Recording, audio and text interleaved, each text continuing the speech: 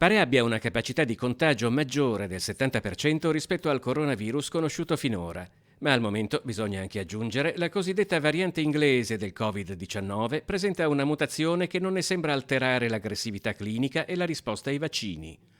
Ciò non toglie che col Regno Unito in lockdown e isolato dal resto del mondo, anche il Veneto abbia preso contromisure urgenti. Zaia ha firmato una nuova ordinanza dopo aver sentito il ministro della Sanità Speranza.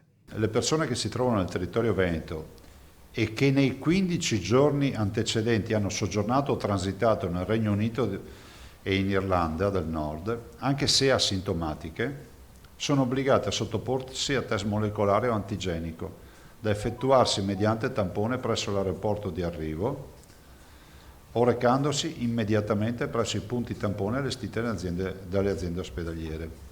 In caso di esito positivo si procederà alla sequenziazione in laboratorio per capire la mappa genetica del virus. L'appello che facciamo è che se qualcuno è stato in Gran Bretagna nell'ultimo mese ed è risultato poi positivo, ci avvisi, perché ci servono i campioni. I campioni ce li abbiamo, perché ce li abbiamo in laboratorio di tutti i positivi, ma dobbiamo sapere il nome e cognome, perché ci sono dei cittadini che sono risultati positivi, ma noi non avevamo contezza che provenissero dalla Gran Bretagna.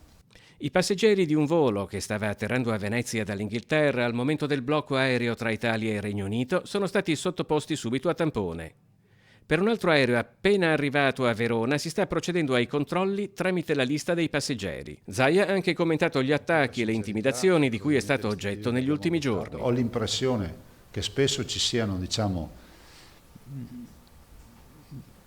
conclusioni affrettate senza assumere informazioni. Evito di dire a chi dice che il virus non esiste, che è tutta una congiuntura e tutte queste robe qua. Cosa volete che vi dica?